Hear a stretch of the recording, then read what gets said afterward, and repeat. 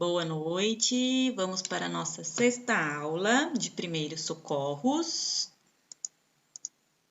Hoje vamos falar de intoxicações e envenenamentos, tá?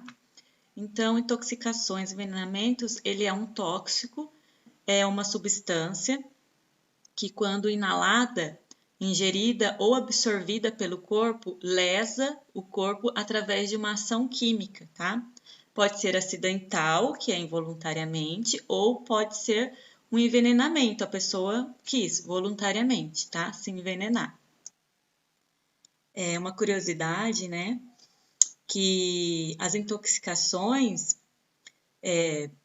em reações adversas por medicamentos, elas estão em primeiro lugar como agentes de intoxicação nos centros de farmacologia.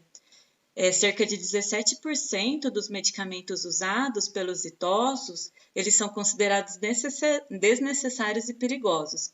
Outro problema que eles veem também é que eles vão em muitos médicos diferentes, vários especialistas, e daí prescrevem muita medicação. E isso também causa um problema, às vezes, medicações que são desnecessárias. Os sintomas e os sinais de intoxicação. Então, tem dor, né? E sensação de queima quando começa a penetrar nas vias, né? Ou na pele. A contaminação por pele, ela pode acontecer a irritação da pele, fica seca, fica rachada. Pode acontecer mudança na coloração, ficando amareladas ou vermelhas. Tem também descamação, ele fica com um pouco de aspecto de sarna, sabe? O hálito, ele fica com um odor estranho, a pessoa fica com sonolência, fica com confusão mental. Tem alucinação, delírio, às vezes pode entrar até em estado de coma. Náuseas, vômitos, alteração de respiração e do pulso, dor de cabeça, bom, enfim. A pessoa que fica intoxicada, né, por uma droga, por algum agente químico, causa vários tipos de reações na pessoa, né? E essas são as principais. Você vê aí quando as pessoas se drogam, não ficam toda alucinada, loucona? Uma das causas, né? Alucinações e delírios. O que fazer, né, ao se deparar com uma pessoa que se intoxicou? Se no caso for por pele, vai retirar a roupa dessa pessoa que está impregnada pelo produto químico. Se não conseguir, vai rasgar a roupa dela, vai tirar de contato da pele dela, tá? Vai lavar a região atingida com água, bastante água. Se for uma substância sólida, se não for líquido, você vai tirar essa substância antes de lavar com um pano, tá? Vai proporcionar ventilação para essa pessoa. Se for nos olhos, vai lavar com bastante água de 15 a 20 minutos e vai cobrir fazendo uma pressão com um pano limpo ou gases, tá? Se for por inalação, se ela respirar algum gás, algum produto químico, né? Que possa fazer com que essa pessoa fique intoxicada. Você vai tirar essa pessoa do local e vai colocar ela num local bem arejado. Se for por ingestão, se ela tomar, se ela comer algum produto envenenado, você não vai fazer com que essa pessoa vomite, não vai provocar nenhum tipo de vômito, tá? E não vai oferecer nada para ela tomar e nem comer, muito menos, tá? Vai encaminhar para atendimento hospitalar. Se necessário, vai ter que iniciar os protocolos, tá? De reanimação, de liberar as vias aéreas, ok? Você vai também procurar todas as informações possíveis sobre esse produto que a pessoa se intoxicou, tá? Quantidade, modo de exposição, se foi acidental, se foi proporcional, quanto tempo que faz que ela se intoxicou. Esse é o telefone da Central de Intoxicação da Anvisa. Então, é indicado ligar nesse 0800 722 6001 e informar a substância para poder, eles vão indicar para você qual é o que você deve fazer de melhor naquele momento. Então, você vai ligar lá nesse 0800, pode ligar, é aberto para o público, é indicado a ligar, e eles vão orientar, falando o que você deve fazer até que o socorro chegue, tá? E vai encaminhar imediatamente para o hospital essa pessoa, com todas as informações que você já colheu sobre essa contaminação. Vamos ver aqui, olha, um videozinho bonitinho da Aninha. O que a mãe dela fez quando ela se intoxicou? Olha lá, que belezinha. Primeiros socorros. Envenenamento. Paulinha é uma criança muito sapeca e curiosa. Um dia, quando estava ajudando a sua mãe Luciana a limpar a casa, quis saber o gosto de um dos produtos que estava no balde e deu um gole na água sanitária. Luciana ligou imediatamente para o Serviço de Emergência e Toxicologia do seu estado com um frasco em mãos para ter informações sobre a substância. Não forçou vômito, nem a ofereceu outros líquidos. Colocou sua cabeça de lado até receber as orientações do médico da toxicologia. Paulinha passou muito susto, teve muitas dores, mas em alguns dias estava bem. Ainda bem que a sua mãe sabia o que fazer. Conhecer os primeiros socorros faz toda a diferença. Eu Saúde, uma experiência diferente a favor da vida. Então a mãe da Paulinha ligou para saber o que fazer, tá? Então sempre quando não souber o que fazer, pega o produto que foi intoxicado a pessoa e liga lá na Anvisa que eles vão dar toda a orientação. Não se desespere, ok? Prevenção, né, gente? Prevenção é a melhor forma de não ter nenhum tipo de acidentes. Então, nunca diga para uma criança que o remédio ele é doce, vai fazer crescer e vai deixar fortão. Porque olha o que a criança vai imaginar ele fortão lá, ó, tá? Medicamentos pode causar envenenamento e deve ser tomado com orientação médica sempre, tá? Os medicamentos têm que ficar longe e trancados fora do alcance das crianças. Produtos de limpeza, guardar os alimentos separados dos produtos de limpeza e venenos, tá? Inseticidas, raticidas, entre outros. Os produtos de limpeza e os venenos devem ser guardados longe do alcance das crianças, sempre. Nunca reutilizar embalagens, tá? Porque pode causar a vida de uma criança, porque se você reutilizar uma embalagem de um refrigerante, por exemplo, para guardar uma soda cáustica, a criança vai achar que é um refrigerante e pode tomar. Então, pelo amor de Deus, nossa, até dá arrepio de pensar. Sinais de alerta, aqueles todos que eu já falei, tá? Respiração difícil, desmaio, vômito, convulsão. E daí, primeiros socorros, tá? Nunca provoque o vômito. Quando for ao médico, levar a embalagem, tá? Que foi a criança ou o adulto foi intoxicado, ok? E agora aqui, acidentes com animais peçonhentos. Vamos lá, o que espera?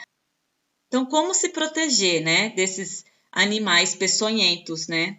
Que são as cobras, os escorpiões, as aranhas, abelhas, lacraias, entre outros animais que são venenosos e são conhecidos como animais peçonhentos. Então, todo aquele animal que é venenoso, ele é conhecido como um animal peçonhento, tá? São facilmente encontrados no Brasil. O problema é que muitas vezes eles saem do seu habitat e invadem a cidade, né? E as nossas casas.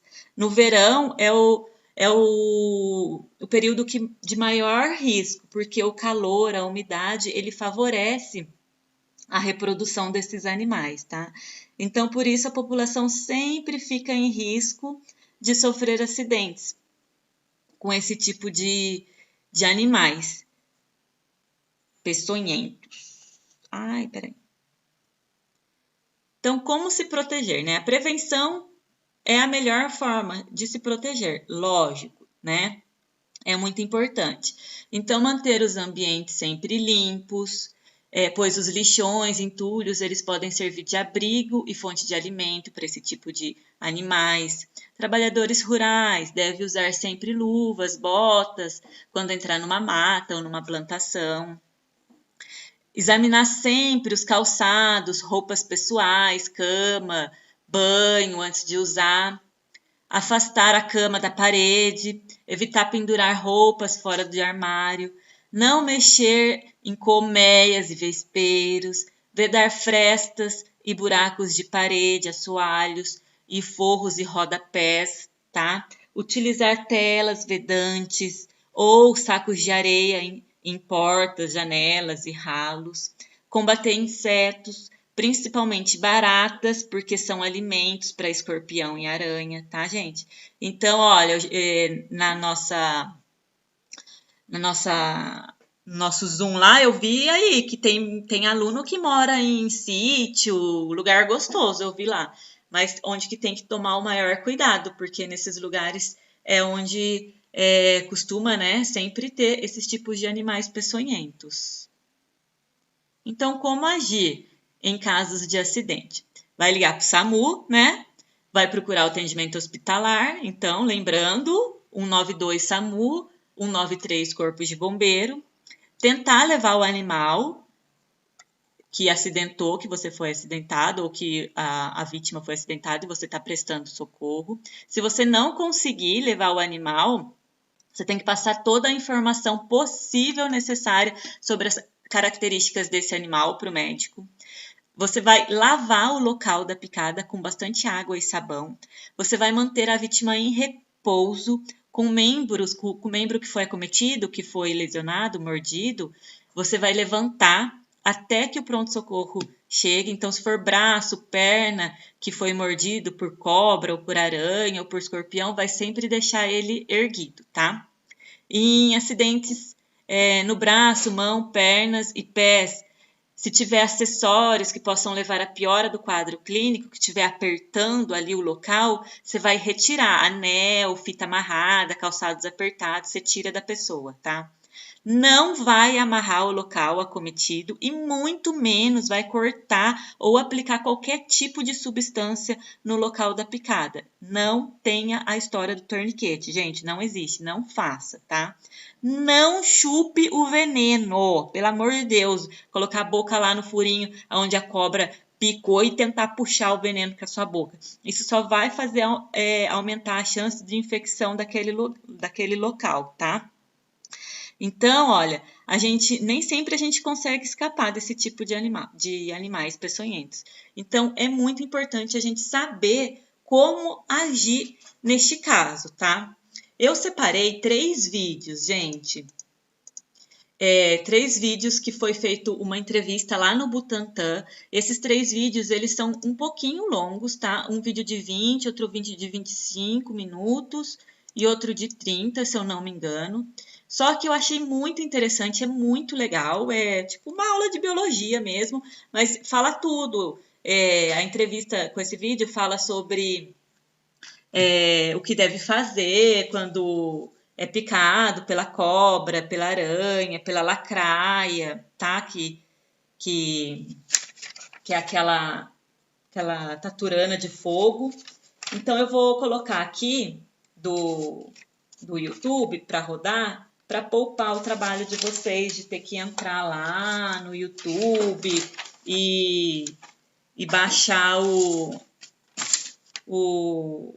vídeo. Nossa, eu achei que eu estava aqui, eu não estava, agora que eu tô. Então eu vou entrar lá no YouTube. Calma aí. Gente, então é o Celso Cavallini, esse repórter aí de aventura, ele foi lá no Butantan e fez várias entrevistas, tá? Com o pessoal lá, perguntando sobre quando é mordido por cobra, aranha, sobre os animais peçonhentos, que mais encontrados, que de maior ocorrência, tá? Então vamos assistir. É super legal, viu? Presta atenção. Super completo, eu deixei aqui organizado na descrição do vídeo um menu minutado com todas as quase... Compartilhem. Não era nem para falar isso no ar, né? Kiko, José, tudo bem? Pessoas saberem. Bom, chega de falar, bora pro Butantan. Chega de falar. Muito bem, pessoal, já estou aqui dentro, bastidores do Instituto Butantan, aqui com o Giuseppe. Tudo bem, Giuseppe? Tudo bom? Giuseppe é um conhecido de longa data, ele é diretor aqui do Museu do Butantan. Está com 45 anos de casa já? 45. Não era nem para falar isso no ar, né? Que isso conta a tua idade, hein? Com certeza, e depois, né? Mas eu tô 45 porque eu entrei aqui muito novo, tá? É por isso. Quantos anos você entrou no Butantan? Eu tinha 16 anos. 16 anos, olha só. É uma vida, é um cara que sabe tudo sobre cobras e nós vamos tirar todas as nossas dúvidas com ele. Eu fiz uma lista com todas as perguntas que vocês me fizeram em todo esse tempo de canal, ou seja, na verdade eu estou tirando as dúvidas de vocês, tá bom? Espero que a sua pergunta esteja aqui. Se você já perguntou sobre cobras, provavelmente estará, porque são mais de 50 perguntas. Vamos começar literalmente pelo começo e terminar nas mais importantes, ok? Primeira pergunta. Qual a diferença de cobra, serpentes e víboras? É a mesma coisa. Tudo igual. é a mesma coisa. Cobra é um nome importado quando os portugueses vêm, porque o nome cobra era usado mais para definir as najas. Entendi. Serpente seriam as nossas cobras, porque elas serpeiam. Uhum. Né? E víbora é a serpente peçonhenta que ocorre na Europa. E também é usado dos nossos colegas de língua espanhola. Né? Então lá eles chamam, por exemplo, uma peçonhenta de víbora. Aqui para o Brasil, a gente acaba utilizando cobra ou serpente, sendo que o termo mais correto é serpente, mas acabou sendo sinonimizado. O certo é cobra venenosa ou cobra peçonhenta? Ou os dois? No fundo, é a mesma coisa. Mas, no entanto, nós temos uma polêmica. Por exemplo, existem algumas serpentes que têm veneno, produz veneno, mas ele não é totalmente ativo no ser humano. Entendi. Seriam as venenosas. Peçonhentas seriam as que atingem os seres humanos. Peçonhentas são aquelas que têm uma dentição apropriada para poder inocular o veneno através do bote. Entendi. Né? E venenosas seriam aquelas que podem produzir veneno, podem produzir, mas não causam acidentes importantes, sem importância médica. É uma dúvida que me perguntam muito aqui. Cobra morde ou cobra pica? Cobra não peçonhenta ou não venenosa morde, cobra peçonhenta, jararaca, cascavel, surucucu, pica. Porque a coral morde, porque coral não dá bote. A diferença está mais no esquema de ação. Grupo jararaca, grupo cascavel, grupo surucucu, elas têm esse movimento, abre e volta. Isso aqui significa abrir a boca, dar o bote e voltar. Então elas picam e voltam. As outras, elas mordem, significa que tem que pegar, segurar, ter movimento de cabeça, de musculatura para injetar veneno. Entendi. Dentro das pessoas, quem faz isso? A coral. Quantos por cento das cobras brasileiras são peçonhentas ou venenosas? Então, hoje nós temos exatamente 380 espécies de serpentes no Brasil registradas e conhecidas. Tá? Eu estou arredondando o número, 380. Desse número total de serpentes conhecidas no território brasileiro, tanto a parte continental quanto a parte de ilhas, exatamente 15% são peçonhentas. Quantas dá, mais ou menos? Vai dar 62 espécies. Só isso? Só isso. Cobras não venenosas e não peçonhentas, elas podem transmitir alguma doença? Uma mordida de uma jiboia, por exemplo, que não tem veneno, não tem peçonha, ela pode transmitir alguma outra doença? Qualquer tipo de cobra, elas podem e têm a boca suja. São animais que se alimentam de outros animais. São animais que rastejam. Então, a quantidade de bactérias na boca de um bicho desse é muito grande. Agora, isso não significa que todas têm, não significa que toda picada de cobra vai ter problemas, é muito relativo. Por que é relativo? Depende do momento, depende da pessoa, de ser mais ou menos suscetível a um problema de contaminação externa que não seja veneno. Entendi. Dentro dessa pergunta ainda, você foi mordido, ou é mordido no caso, né, por uma cobra não peçonhenta, não venenosa, o que você faz? Você precisa tomar algum cuidado extra? Se for um acidente relativamente simples, lavar com água, sabão, com qualquer coisa que higienize o local, que o princípio é higienizar o local, está de bom tamanho. Agora, se for uma coisa mais complicada, que você está muito machucado, está sangrando muito, está cortado, procura um médico para fazer o quê? Prevenção com problemas secundários. Qual a média anual de picadas no Brasil hoje? Em média, nós estamos com aproximadamente 30 mil de acidentes por ano no Brasil provocados por serpentes. Caramba, é um número grande. Ele é grande e não é grande. Do ponto de vista de população... Território e população ele não é grande. Não é grande. Do ponto de vista de qualidade do acidente, ele é importante. Entendi. Qual a cobra que mais pica seres humanos no Brasil? É o grupo jararaca. O grupo jararaca. O grupo jararaca. O grupo jararaca, ele tem aproximadamente 90% de acidentes provocados no Brasil. Estou falando nos redondos, claro, tá? Claro, não precisa falar 80 e isso. Sim, claro. 90% dos acidentes. Agora, qual a serpente que tem a picada mais letal no Brasil? Cascavel. Cascavel. Cascavel causa aproximadamente entre 8% e 9% dos acidentes. Tá? 8 e 9. E quantos desses são letais? 2%. Só uma pergunta que me fazem muito. A cobra, ela ataca? Eu acho que essa pergunta as pessoas fazem no sentido de a cobra ela te persegue para te picar?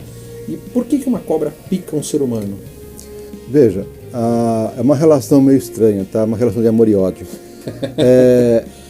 A serpente não tem a intenção no seu comportamento de atacar pessoas. Ela tem no seu comportamento se defender de uma coisa que para ela é muito feia. Uma cobra nunca vai perseguir um ser humano. Não existe perseguição. O que existe é comportamento defensivo de uma serpente.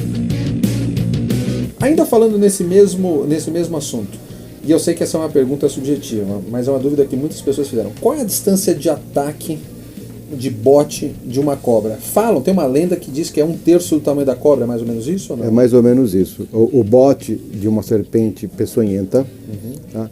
Ele está em média dando 1/3 do seu comprimento. Nós sabemos também que a média de serpentes brasileiras é de 1 metro. Média. Que nós temos na Amazônia esse bicho aqui, ó, que é a maior serpente do Brasil. Só uma surucucu? Uma surucucu que pode chegar a 3 metros. Então, 1/3 de 3 metros é 1 metro. A média de 1 metro para uma serpente comum, né, que não seja dessa espécie, vai ser de 30 centímetros.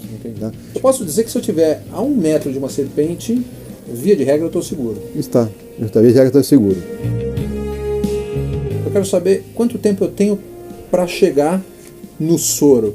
Ou qual é a minha margem de segurança ali? Eu sei que provavelmente quanto mais rápido melhor, claro. Mas no caso de uma jararaca e de uma cascavel, de um hemotóxico e de um neurotóxico, eu tenho alguma mais segurança? Eu tenho 1 hora, 2 horas, 3 horas para chegar no hospital? Tem uma margem de segurança muito boa, por sinal. A gente não sempre preciso sair correndo e bater o carro no caminho. Não, a gente fala até que um dos primeiros socorros é manter a calma. Por quê? Manter a calma para você não quebrar a cabeça. Mas tudo bem. Claro. Pois é, porque às vezes a coisa é tão simples, se você sai desesperado, bate o carro. Ou você tropeça e quebra o braço, ou qualquer outra coisa. Então calma, não tem problema nenhum. Existe tempo. O ótimo de atendimento, o que é o ótimo de atendimento? Bom, as pessoas reagem de uma maneira muito boa entre 6 e 10 horas.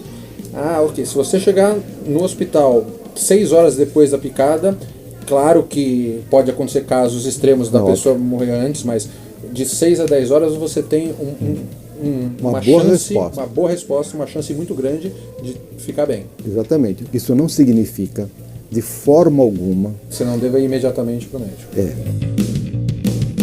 Uma coisa que me perguntam muito, como proceder no caso de uma cobra picar um animal doméstico, um cachorro ou um gato? É o mesmo procedimento de um ser humano?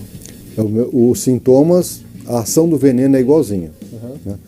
O que acontece é que os animais domésticos, o gado inclusive, geralmente eles são picados aqui, porque é a parte que fica em contato com o solo. Qual que é o problema de ser picado na face? Muito perto do é o inchaço. É o inchaço. E esse inchaço pode levar ao edema de glote. Né? Mas o procedimento é o mesmo, só que não vai levar para um hospital humano, mas vai levar para um hospital veterinário. O que é uma picada seca? Picada seca é uma coisa que acontece em muitos casos. Nem toda picada leva a envenenamento. O fato de ser picado não significa que foi envenenado. Uma jararaca ou uma Qualquer cascavel pode cobra. picar sem injetar veneno em você. Ela pode picar sem injetar o veneno, ou ela pode picar e injetar pouco veneno. Quando injeta pouco veneno, o organismo reage de uma forma satisfatória. Né? Como eu sei que é uma picada seca? Você não tem sintomas. Ou se não tem sintomas localizados, muito discretos. Mas eu tenho que assumir que a picada é uma picada Não, potencialmente perigosa. quem vai determinar se é seco ou não é o médico. Entendi. Não é Eu você. não posso pensar nisso. De jeito nenhum. Essa próxima pergunta é uma pergunta que me fazem muito, que a gente pseudo aprendeu no colégio, mas eu não acredito muito. Como você diferencia uma cobra venenosa ou peçonhenta de uma não venenosa? Eu vou usar esse meu brinquedinho aqui, Tá. que é o seguinte. A gente aprende na escola que cobra peçonhenta tem cabeça triangular. Jiboia tem e não é peçonhenta, então não funciona. A gente aprende na escola que cobra que tem cabeça redonda que não é peçonhenta e a coral tem cabeça redonda, então não funciona. Tá bom? O que funciona na prática? Na prática, a gente faz assim. Primeiro, se a gente olha para o animal e percebe que a pele é áspera e não lisa como as não peçonhentas de um modo geral, fica esperto. E aí, se perceber que tem a narina e tem mais um orifício virado para frente, tá? E isso é muito visível, é um buraco virado para frente. Além da narina. Além da que a gente quase não vê a narina, que fica aqui na pontinha. Aí sim nós estamos com a certeza absoluta que é uma serpente peçonhenta, desde que não seja coral. A coral é uma exceção. É exceção. Falando exatamente nisso, como a gente diferencia uma coral verdadeira de uma coral falsa? É bom não diferenciar. Do ponto de vista prático, nós aqui do Instituto aconselhamos qualquer cobra de cor vermelha É perigosa. Potencialmente considera como potencialmente perigosa. Por quê? Não há necessidade de perder tempo. Aquele negócio, tem uns provérbios, vermelho com verde, tome cuidado. Eu nem lembro, mas esquece. Nem toda coral ela tem cor vermelha. Na Amazônia, região amazônica, nós temos um grupo de corais. Ela tem o corpo todo negro coral, já e tem pontos brancos dando a volta no corpo. Você olha para aquela encrenca e fala assim, isso aqui não é coral nunca, claro, não tem vermelho. E é. Filhote de cobra tem veneno? Tem. Igual a da mãe? Se ela é peçonhenta, tem veneno. Já nasce com veneno. O veneno dela não é mais fraco? Não é mais fraco. Dependendo, por exemplo, o grupo jararaca, o veneno age de forma diferente. Essa diferença comportamental e de alimento faz com que o veneno tenha uma composição diferente e, no nosso caso, em acidente humano, a manifestação é diferente. Como é que funciona? Um filhote de jararaca picando uma pessoa, a ação do veneno é muito mais sistêmica, ou seja, mexe com a coagulação do sangue. Você não tem dor praticamente, não fica inchado, não fica vermelho, em compensação você está com sangue incoagulável. Cobra morta pode inocular veneno se você pisar nela? O veneno está ativo até quanto tempo? Veja bem, o veneno é um complexo proteico, tem proteínas, enzimas, tem um monte de coisa ali dentro daquele veneno. Assim que o animal morre, se ele morreu agora, ele está totalmente ativo. Conforme vai passando o tempo, ele vai se degradando. Agora, no caso de você ter acabado de matar cobra, toma cuidado, não sim. vai brincar ali, não é para matar cobra, gente, peraí, não tô falando isso, mas pegou uma cobra que acabou de morrer, vai brincar com a cobra ali, vai se... Aí é tão ruim quanto a viva. Por exemplo, você falou uma coisa bem legal. Às vezes o sujeito achou uma cobra, está no sítio dele, lá na chácara, sei lá o quê, ele dá uma cacetada na cobra e corta a cabeça do bicho fora. O corpo continua com o movimento de cobra. E a cabeça continua fazendo isso. Se colocar a mão ali, ela fecha. Picada de cobra dói? Eu sei que essa é uma pergunta subjetiva, vamos falar de grupos separados aí. Vamos separar. Picada... Tirando o efeito mecânico, é óbvio, você tem uma ponta espetando em você, mas tirando esse efeito. Tirando o efeito mecânico, como é que funciona? Se for jararaca adulta, dói. E bastante. Se for jararaca jovem, filhote, não dói. Se for cascavel, não dói. Se for coral, não dói. E coral ainda tem uma ação diferente que é anestésica no local. Surucucu Dói, dói. Então, os venenos que têm ação local, doem. Eu posso ser mordido, por exemplo, por uma coral, e acabamos de aprender que a coral não pica, ela morde, e não perceber? Posso sentar e eu sentir um incômodo ou alguma coisa assim e não perceber? Existe isso? Até pode. Porque a pessoa vai sentir uma pressão. Uhum. E o adormecimento, né, ele demora algum tempinho para acontecer, mas vai sentir uma pressão no local, que é a mordida. Uma pergunta que eu sempre tive curiosidade, não sei se tem esses dados. Qual parte do corpo é mais picada por cobra no Brasil, vai? Do joelho para baixo, 80%. Do joelho para baixo, 80%? Do joelho para cima, os 20%. Depois entra na mão. Né? Então sempre nas pernas, sempre tomar cuidado onde pisa. Aí vai umas perguntas primeiras.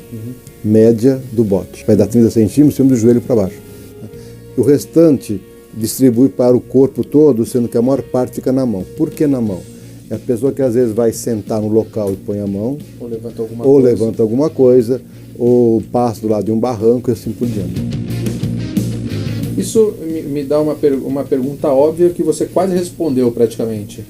Como eu faço para evitar uma picada de cobra? Usa bota. A picada de cobra não fura a bota? Se for bota boa, não. Se for uma bota de couro, não fura? Boa, de couro, bom. Não fura. E a perneira? A perneira, se for uma perneira de couro bom, também aguenta. Uma vez uma senhora me fez uma pergunta que eu também não soube responder. Ela achou uma cobra dentro da cozinha. Quem ela chama? Ela chama os bombeiros, ela chama os zoonoses, ela chama o Butantan. Para onde ela liga? Quem que ela não deve chamar? Não deve chamar o Butantan. O Butantan não é um órgão... Não atende. A gente só atende, assim, em último caso, são casos muito específicos, tá certo? Quer dizer, o bombeiro fica ali, ó. Entendi. Mais ou menos. Deve chamar quem? O serviço de zoonoses do município. O nome já dizendo, zoonoses, animais que estão próximos a gente. Uma pergunta que tem uma resposta óbvia, mas não é tão óbvia para as pessoas que estão em casa, elas têm o direito de perguntar. Existe vacina contra a picada de cobra, um pré-soro? Não, existe soro. A diferença entre vacina e soro. A vacina previne um problema de saúde pública, geralmente, e o soro combate, ele trata. Não existe, não está comprovado, e não é comprovado, que o veneno possa ser criado em uma vacina. Por quê? Porque a ação dele é diferente. Entendi. Todo hospital tem soro antiofídico? Não há necessidade. Como é que para onde eu vou? Se eu for picado por cobra, o que eu faço? É fácil. Então, para que eu vou colocar soro, por exemplo, na cidade A e na B, que é do lado? Então, o governo coloca o soro na cidade que tem melhor recurso. Tá certo? A pequena não precisa, mas existe uma rede de informação. Foi picado naquela cidade ou naquela localidade onde não é ponto de atendimento, não tem problema, vai no hospital daquele local. Ele vai te indicar. O próprio hospital pode levar o paciente para a cidade do lado, ou pode ser indicado.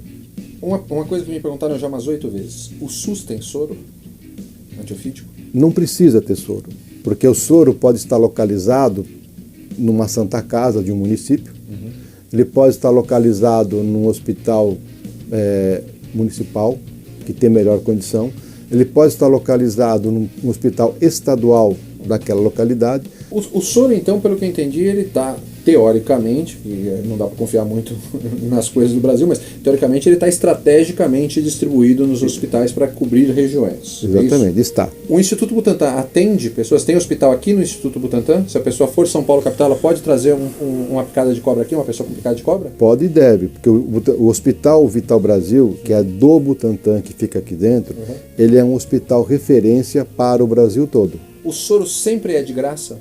No Brasil sempre é de graça, de uso humano. O veterinário paga. Essa é uma dúvida que eu sei a resposta, mas que eu já tive. Eu vou fazer uma expedição longa, sem atendimento, eu posso comprar soro e levar? Não, né? Não. Até porque o soro precisa ser preservado em geladeira e precisa de um médico capacitado. Exatamente. O soro é um medicamento, como se converte em medicamento de uso controlado, que só pode ser administrado por equipe médica.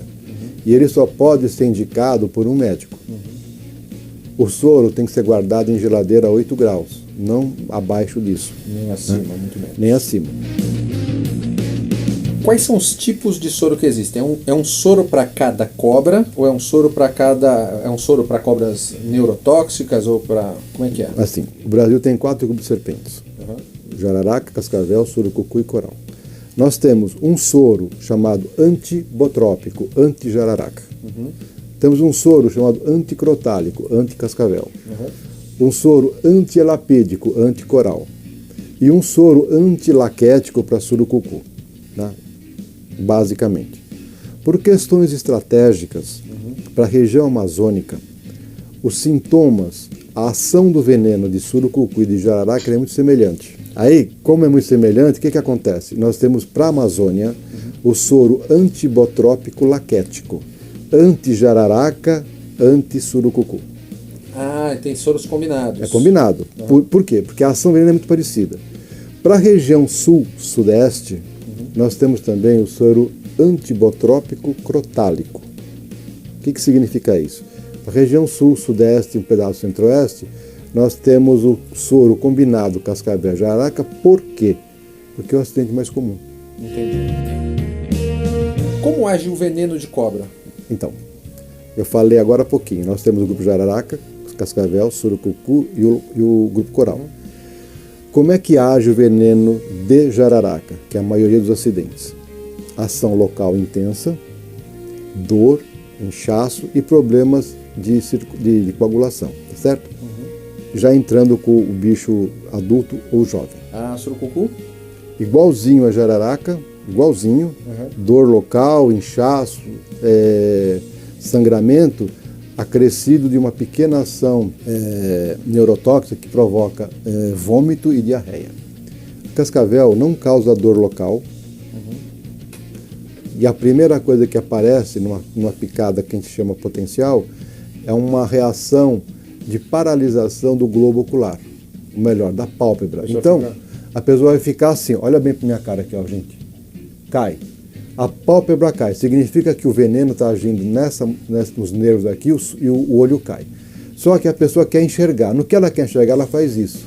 Então, isso aqui, olha, testa enrugada e o olho semicerrado Cascavel. É cascavel. Aí você, mas o cara está de fogo, está de porre. Não, ele está lúcido. Tá certo? Mas tem mais um detalhe. Um acidente com coral também pode deixar o olho semicerrado.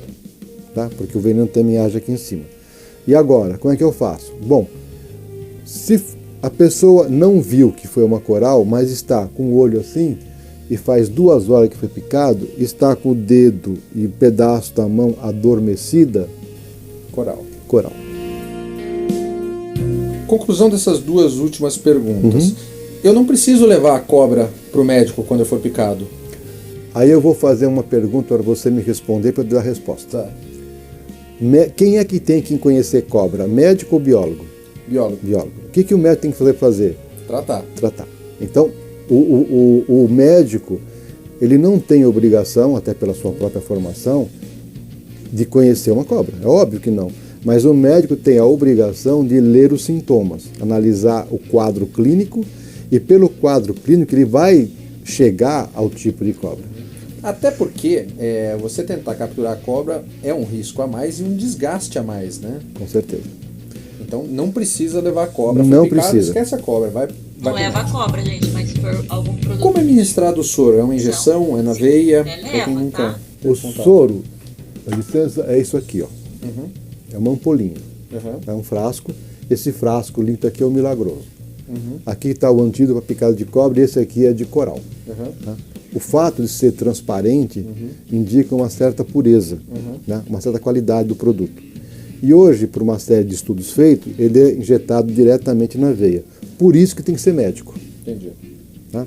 Se usa diretamente na veia e esse soro é diluído no soro fisiológico. Soro errado pode matar? Tomar o soro errado não faz efeito. Você imagina um picado de cascavel tomando soro de jararaca, o rim dele começa a ficar comprometido cada vez mais. Se eu tomar uma picada de uma cobra não peçonhenta e tomar o soro antiofídico para cascavel, então? Não vai acontecer nada. Não, o soro sozinho ele não vai Não vai fazer nada. O diferencial seria se uma pessoa tem uma certa sensibilidade, que as pessoas vão ter sensibilidade, alergia a uma aspirina, né? Claro. Então, não vai acontecer nada se a pessoa não tiver nenhum problema. Existe uma quantidade certa de soro? Existe. E como é que se avalia isso? Bom, a partir do princípio Ela não é padrão. Eu não dou uma ampola, fui picado ela uma é ampola. certa, quase padronizada. Via de regra, é mais ou menos assim. Acidente leve, aproximadamente 4 ampolas de soro. 4 ampolas. Acidente moderado, aproximadamente 8 ampolas de soro. Acidente grave, acima de 8 ampolas. Isso é um certo padrão. Agora, o médico tem todo o direito, através de avaliação clínica de alguns testes, aumentar ou até diminuir. Todo médico sabe o que fazer no caso de uma picada de cobra? Eles aprendem o que fazer na faculdade de medicina? O médico, Pode ser sincero. Relaxa. as faculdades de medicina não têm, nem toda a faculdade de medicina tem essa disciplina muito bem estabelecida, certo? A gente sabe que em algumas faculdades esse assunto é mais aprofundado e outros ele é menos aprofundado. Mas mais por causa do professor do que como uma disciplina específica. Agora talvez as perguntas mais polêmicas, que são as lendas urbanas que a gente tem. Quando eu tomo uma picada de cobra, eu devo fazer um torniquete? Não. Por que não? Porque o organismo vai brigar com duas coisas básicas. Foi picado aqui, faz torniquete aqui, o que acontece? O corpo está brigando com a falta de circulação nesse passo, então o sangue não está sendo purificado pelo rim, e o organismo está brigando com o veneno que está concentrado aqui, então tem que deixar circular normalmente. Segunda pergunta, devo fazer sucção ou com a boca ou com qualquer aparelho? Não funciona. Por quê? Por que não funciona? Porque o veneno é injetado sob pressão. Se ele injetar sob pressão, ele vai lá para dentro. Então quando você faz a sucção com a boca, vai sair um pouco de sangue, talvez saia veneno um pouquinho só. Se fizer com um aparelho, os americanos gostam de fazer isso, também não funciona, não é certo? Outra lenda urbana, devo fazer... Desculpa dar risada. Devo fazer vários furinhos em volta da picada e sangrar? Não, porque se for picado por jararaca, que tem ação hemorrágica, você vai furar, vai começar a sangrar mais ainda. E sendo um veneno de ação local, o organismo tem que brigar com o veneno e com os furinhos que está ali, além de ser uma porta de entrada da infecção secundária. E o que nos leva à pergunta fatídica. O que fazer em caso de picada de cobra? É muito simples, muito simples. A primeira coisa, quando eu falo simples, é simples. Primeira coisa, qualquer picada de cobra, o paciente, que passa a ser o paciente, ou o picado, calma. Quem estiver... o batimento cardíaco. Mantenha calma. É possível, é claro. Eu sei que as pessoas vão falar, eu fui picado por uma cobra, como eu vou me manter Tudo calmo? bem, vai. Melhor tentar. Tenta. Quem estiver ao lado, mantenha calma também, certo? Essa é a primeira regra básica. A segunda regra básica é tentar limpar o local acidentado com água e sabão. Isso não quer dizer que todo mundo andar com sabão no bolso, que eu também não ando. Claro. Mas a ideia aqui é higienizar o local. Pode ser com álcool? Qualquer coisa que limpe o local. Álcool gel, que às vezes qualquer coisa. Por quê? Para evitar uma infecção secundária. Segunda A boca coisa. de cobra é suja. A terceira coisa é ser encaminhado para o serviço médico mais próximo. E a quarta coisa, durante a remoção, se possível, manter o local atingido numa posição mais elevada. Se for o braço e mão, assim, mais elevado e confortável, tá? Não é para ficar assim, não. Tá? Dessa forma, para evitar o inchaço. Foi no pé, na perna, se possível, mantenha elevado. Se você, por qualquer motivo, não consegue levantar a perna, não levante. Tá. Não dá para levantar o braço, não levanta. Mas se der, levanta. Acabou. Agora uma pergunta minha, para encerrar essa história. Tô lá numa expedição há 8 dias no meio do nada e fui picado por uma cobra. Supondo que eu não tenha nenhuma possibilidade de atendimento médico. O que eu faço? Não faz nada. Descansa. Você descansa, não importa. Você está 2 dias de viagem, fui picado. Começa a se dirigir para Você atendimento. volta, começa a dar um jeito de chegar no atendimento médico mais próximo. Vou demorar 2 dias. Melhor do que nada. Melhor do que nada. O que não deve é ficar lá falando assim, eu vou morrer. Os amigos tá bom, vai aqui em paz. Isso não. Tá. Vou agravar mais a pergunta. No caso de ter uma pessoa perdida, que aí essa não tem como ter atendimento mesmo, aí se eu repousar a chance de eu me dar bem é melhor, porque de certa forma, se eu não bater o coração tão rápido, ele não vai espalhar tanto veneno, não tem nada a ver. Não tem nada a ver, mas o fato de você ficar repousando, talvez você diminua a sua ansiedade e a coisa pode ser que não complique. Agora, você está me perguntando coisas extremas, tá? Claro, Muito estamos falando de extrema. uma situação extrema. Mas é uma pergunta que tem muito, assim, no Eu caso de sei. não ter atendimento. Por que a gente não deve matar cobra? Talvez essa seja a pergunta mais importante dessa Primeiro, porque 85% das cobras não são perigosas. Mesmo as perigosas que têm veneno, são animais da fauna silvestre. Então, animal da fauna silvestre não deveria ser morto à toa. Animal perigoso que tem veneno, ele é importante, primeiro, porque o veneno não dá muita coisa boa pra gente, tá certo? Não só soro. E segundo, porque não é matando as cobras que resolve o problema. Claro. Eu estou dando uma resposta de biólogo e do Butantan. Zé, muito obrigado. A gente não falou como o soro é feito, porque a gente vai mostrar isso para vocês na próxima matéria. Então, se vocês não estão inscritos no canal, inscrevam-se no canal, acompanhem, dê um like. Eu vou deixar aqui também todos os contatos aqui do Instituto Butantan, caso você tenha alguma dúvida, enfim. Agora Tá eu vou ok? colocar Valeu, o pessoal. vídeo Até a próxima. Fui. Obrigado, José. da Valeu. aranha, gente. É legal? Vocês gostaram? Eu super curti. Gente, seguinte, tá dando 46 minutos de vídeo. Eu vou ter que parar, porque senão depois eu não vou conseguir carregar no YouTube. E vou voltar com um outro vídeo, tá? Aguenta aí, que hoje a aula vai ser longa.